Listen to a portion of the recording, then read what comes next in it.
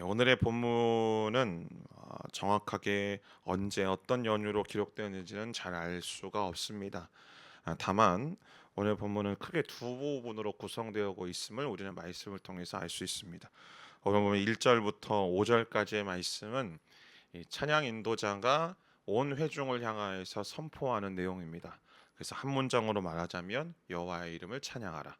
하나님을 찬양하라는 것이 오늘 1절부터 5절까지 말씀이고 6절부터 16절까지 말씀을 보면 여러분 생명의 삶을 보시는 것처럼 큰 따옴표로 구성이 되어 있습니다. 그리고 주어 자체가 바뀌고 있죠. 앞에 부분은 찬양 인도자가 이야기를 하고 있다면 5절, 6절부터 16절까지는 그 주어가 나, 곧 여호와 하나님께서 이스라엘 백성들에게 말씀하시는 이 하나님의 메시지, 또 하나님의 설교라고 볼 수 있습니다. 그래서 오늘 이 본문의 말씀은 크게 그냥 예배라고 볼 수 있는 거죠. 우리의 예배가 하나님을 향한 찬양과 경배, 그리고 하나님께서 우리에게 들려주시는 그 말씀으로 설교로 구성되어 있던 것처럼 오늘의 이 본문, 이 16절까지 본문 전체가 어떻게 보면 잘 짜여진 예배라고 볼 수 있습니다.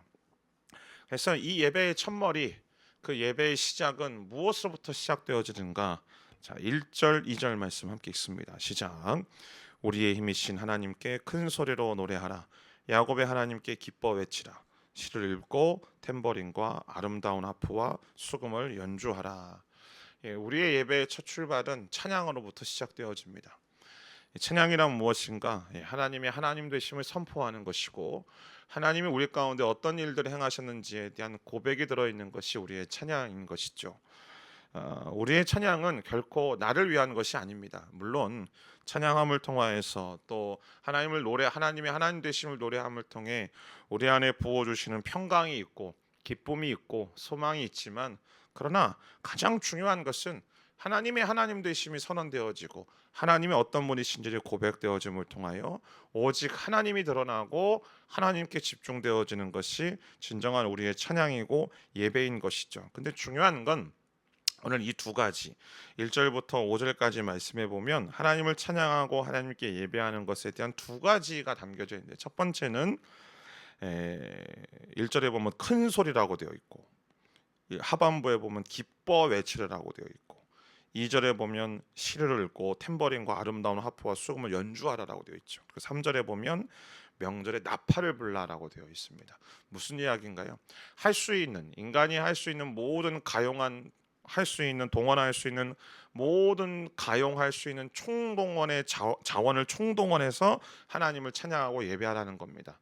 즉 전심으로 예배하라는 것이죠. 전심으로 찬양하라는 것입니다. 신령과 진정을 다해서 진정으로 마음을 다한 찬양, 마음을 다한 예배가 우리 가운데 있어야 된다라고 하나님 말씀하시는 거죠. 두 번째는 3절, 4절, 5절 말씀해 보는 것처럼 이것은 이스라엘을 위한 규칙이고 야곱의 하나님의 법이고 5절 말씀에 보면 명령이라고 되어 있습니다. 하나님을 찬양하고 하나님을 예배하는 것은 하나님의 명령입니다. 그것은 인간이 취사 선택할 수 있는 게 아니고요. 우리의 감정에 따라서 택할 수 있는, 나의 의지로 행할 수 있는 것이 아니라 하나님의 명령임을 우리에게 알려주고 있습니다. 오늘 우리는 이 짤막한 하나님을 찬양하라는 이 하나님의 명령 앞에 우리는 우리의 예배와 우리의 찬양을 돌아보는 은혜가 있게 되기를 주님의 이름으로 축복합니다. 먼저는 과연 우리가 전심으로 하나님을 찬양하며 하나님을 예배하고 있는가? 우리의 예배 속에서 때때로 우리의 감정에 따라서 우리의 예배와 우리의 찬양의 모습을 취사 선택하고 있지는 않는가? 여기 이 신령과 진정으로 마음을 다하는 예배는 이것은 어떤 조건 때문에 우리가 그렇게 할 수도 있고 그렇게 하지 않을 수도 있다는 것이 아닙니다. 우리의 예배와 우리의 찬양을 받으시는 분이 오직 하나님이시라면, 그리고 그 하나님의 임재 앞에 나아가는 것이라면 어떠한 조건과 상관없이, 환경과 상관없이 우리는 마음을 다해서 예배하고 마음을 다해서 찬양하며 전심으로 주님을 높여드려야만 할 책임이, 그리고 그래야 될 특권이 우리 가운데 부여되어졌다는 것이죠. 때문에 찬양을 인도하는 찬양 인도자가 누구든지, 또 설교를 누가 하든지 설교자가 누구인지 상관없이, 그리고 나의 마음의 어떤 감정과 나의 마음의 태도와 상관없이 오직 우리는 하나님을 향하여서 전심으로 우리의 마음을 쏟아내놓고 예배해야 될 필요성이 있습니다. 언젠가 돌아가신 한 목사님이 그런 얘기를 하신 적이 있습니다. 찬양 인도자를 이제 면접을 하고 찬양 인도 하시는 목사님들, 예배 사역 하시는 목사님들을 이렇게 채용을 할 때 본인이 가장 중요하게 보시는 것은 무엇이냐면 전심으로 예배하냐는 것입니다. 그래서 어떤 분들을 보면 자기 목소리를 아끼겠다라고 기도할 때에 기도하지 않는 분들, 주여라고 외치며 기도할 때에 뜨겁게 기도하지 않고 나는 내 목소리가 중요하기 때문에 자기의 목소리를 아낀다라고 기도하지 않는 분들이 있다라는 것이죠. 예, 그런 분들은 결코 채용하지 않는다라는 이야기를 하신 적이 있습니다. 예, 맞습니다. 우리는 우리의 마음을 다해서 찬양하고 예배해야만 합니다. 내가 예배하는 그 현장 속에, 내가 찬양하는 그 현장 속에 설령 음치일 수도 있죠. 박치일 수도 있습니다. 그러나 남들이 그것에 대해서 어떻게 됐든 생각하든지 간에 내 마음을 쏟아내놓고 하나님 앞에 예배할 수 있는, 전심으로 주 앞에 예배할 수 있는 우리의 마음과 우리의 태도가 필요한 것이죠. 뜨겁게 기도할 때 함께 같이 뜨겁게 기도하고 함께 같이 찬양할 때 뜨겁게 찬양하며 우리의 생각과 마음을 모아서 주 앞에 신령과 진정으로 나아가야 될 우리의 모습들, 우리의 태도가 회복되어져야 될 것이고, 또 한 가지는 이것이 명령이라면 말씀드렸던 것처럼 우리 예배는 우리의 삶 속에, 우리의 찬양은 우리의 삶 속에 가장 우선순위가 되어져야만 하는 것입니다. 근데 이제 오늘날 보면 과연 우리 예배가 우리의 삶 속에서 우선순위인지, 점점 차순위로 밀려나고 있는 것은 아닌지, 물론 뭐 어떤 특별한 상황들 속에서 이 가족들을 섬기고 또 믿지 않는 가족들을 위해서 또 그들을 섬기는 것이 우리의 예배의 또한 표현일 수도 있습니다.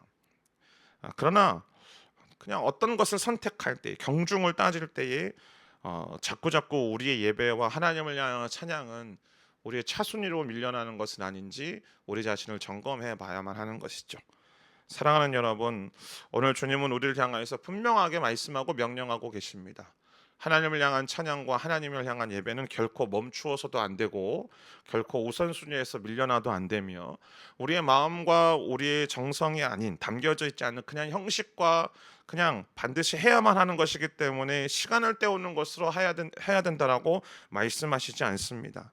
오늘 저와 여러분이 주님을 향한 예배와 찬양이 마음을 다한 예배, 또 신령과 진정으로 드려지는 예배, 하나님의 명령이긴 하지만 기쁘게 그 명령에 순종하며 주 앞에 나아가는 예배가 되어지는 놀라운 은혜가 있게 되기를, 회복이 있게 되기를 주님의 이름으로 축복합니다. 그러면 그렇게 예배하는 이유가 무엇인가? 자, 6절 7절 말씀 있습니다. 시작.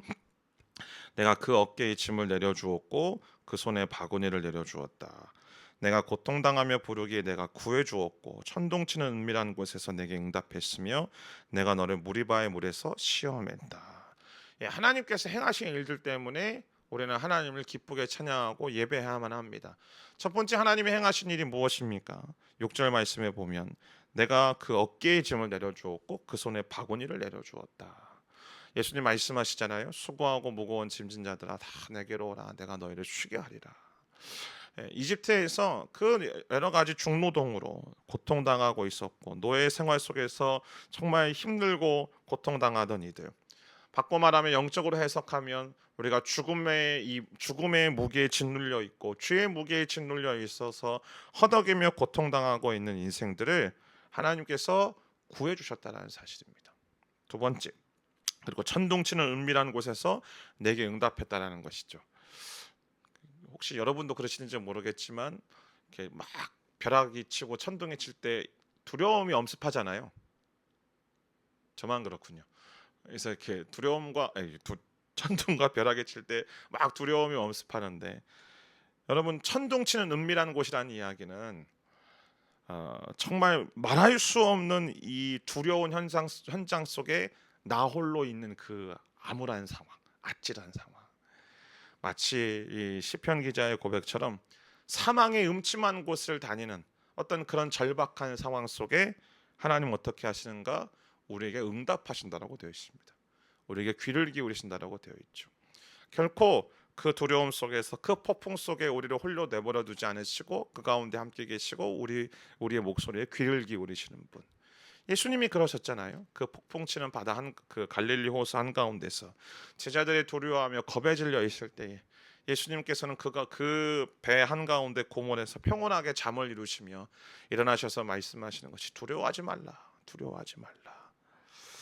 그리고 세 번째, 내가 너를 무리바의 물에서 시험했다.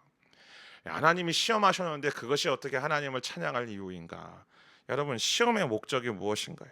시험의 목적은 우리로 하여금 하나님을 주목하고 하나님을 바라보게 하시는 하나님의 테스트 아니던가요?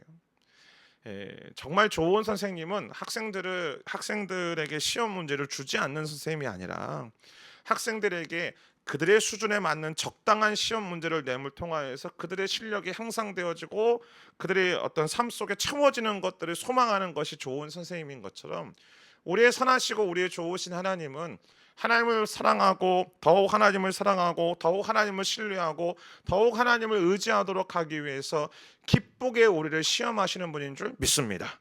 물론 우리의 욕심에 따라서, 우리의 욕망에 따라서, 우리의 잘못된 이 죄된 욕망에 따라서 나타나는 그러한 시험, 그러한 어떤 사단의 시험과는 질적으로 다른 시험인 거죠. 하나님의 시험은 우리를 성장시키고 우리를 성숙시키려는 시험 때문에, 오늘 여기 6절 7절 말씀을 보면 모조리 주어가 나인 거죠.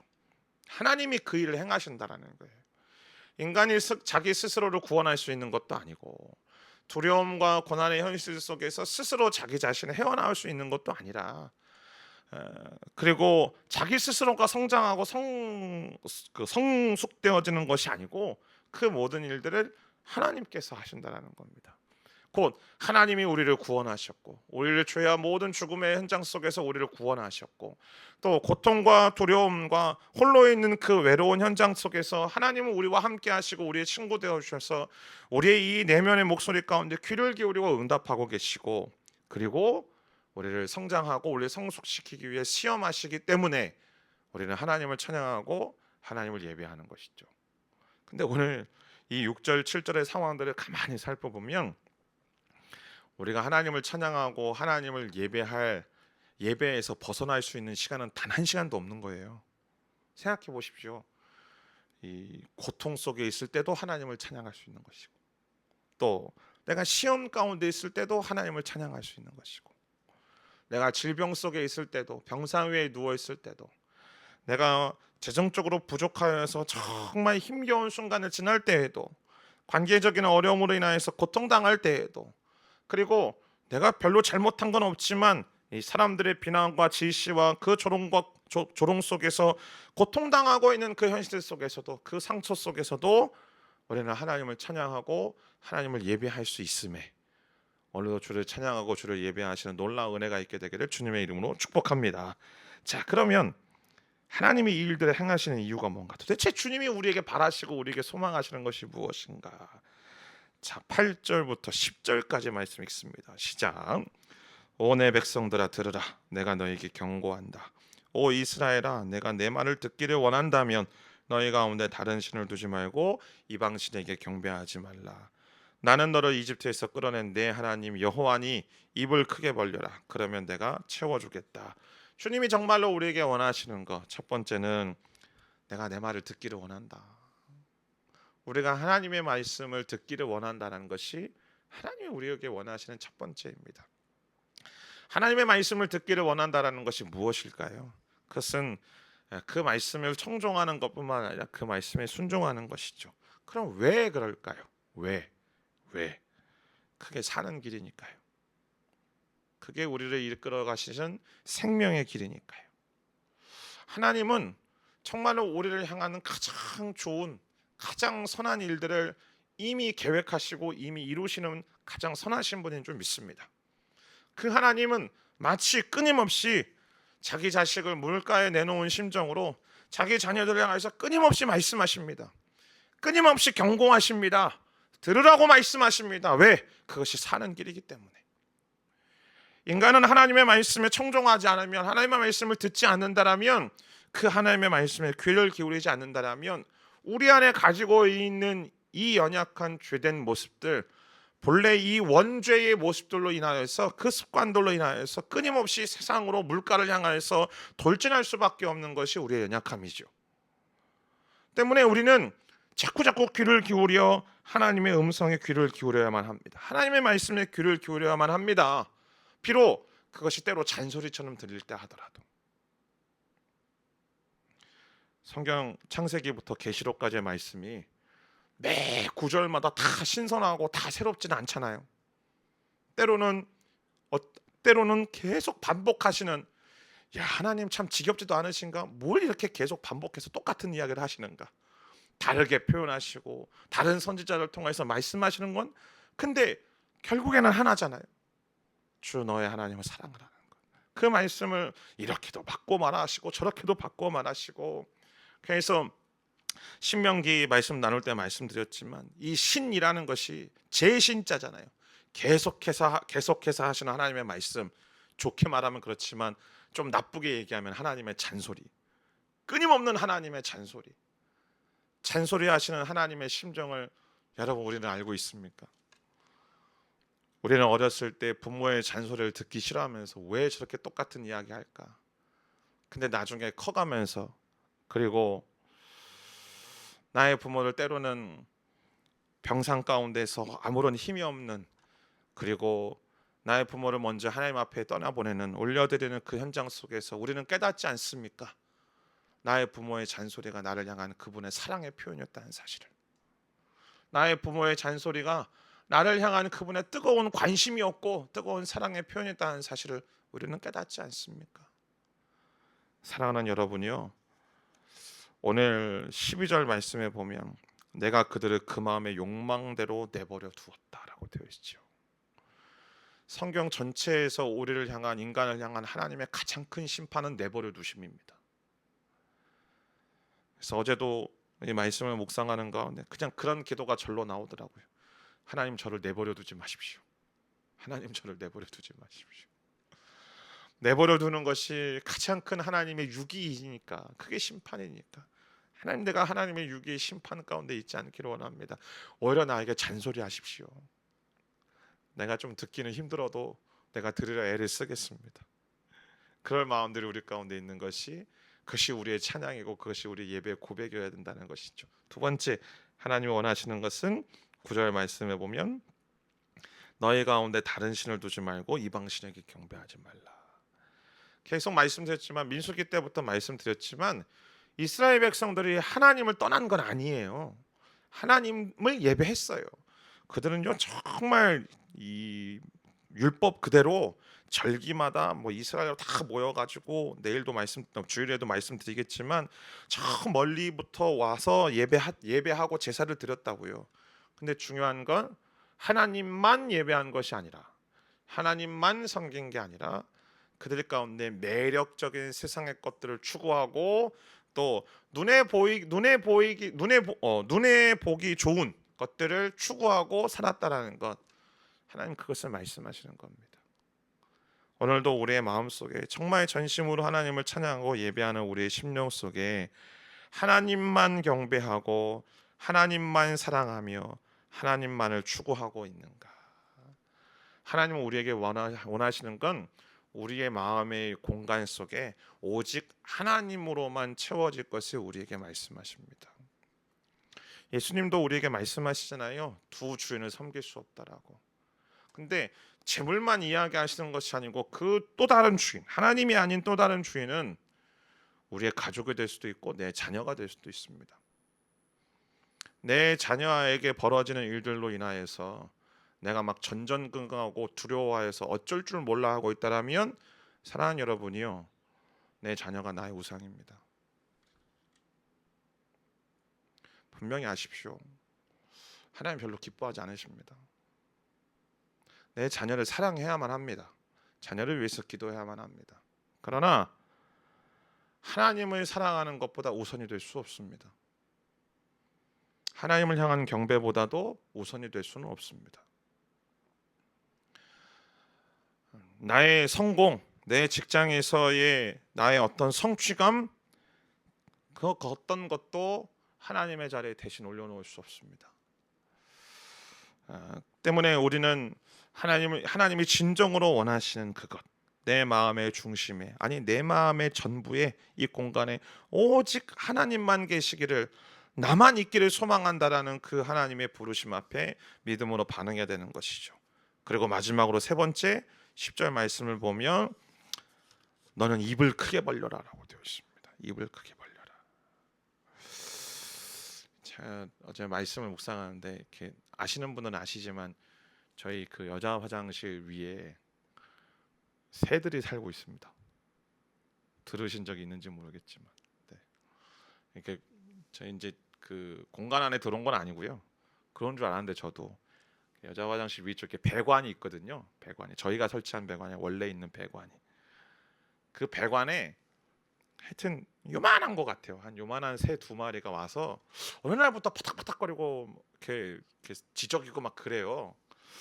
그래서 사실은 솔직히 얘기하면 전 쥐인 줄 알았어요. 처음에는 그 밤에 혼자 있을 때는 되게 무서워요. 막 파닥파닥거리는 소리가 들리면. 근데 도대체 이 정체가 뭘까 했더니 새였던 거예요. 몇 개월 됐어요. 근데 요 녀석들이 새끼를 낳나 봐요. 이제는 한 마리의 울음소리가 아니고 어느 날 보면 아침에 막 여러 마리가 막 착착착착 그래요. 근데 이제 언젠가 화장실에서 볼일을 보고 그 화장실 밖을 쳐다보고 있는데 이 성장한 새 두 마리가 확 날아가는 거예요. 그리고 얼마 있다 다시 돌아오더라고요. 그래서 뭘 물고 돌아왔는가? 입에 먹이를 물고 돌아왔더라고요. 그래서 어제 말씀 묵상하는데 그 모습이 떠오르는 거예요. 아기 새들이 정말 이렇게 막 입을 막 크게 벌리면서 그 어미가 자기의 입에 넣어줄 그 음식을 기다리고 있는 모습.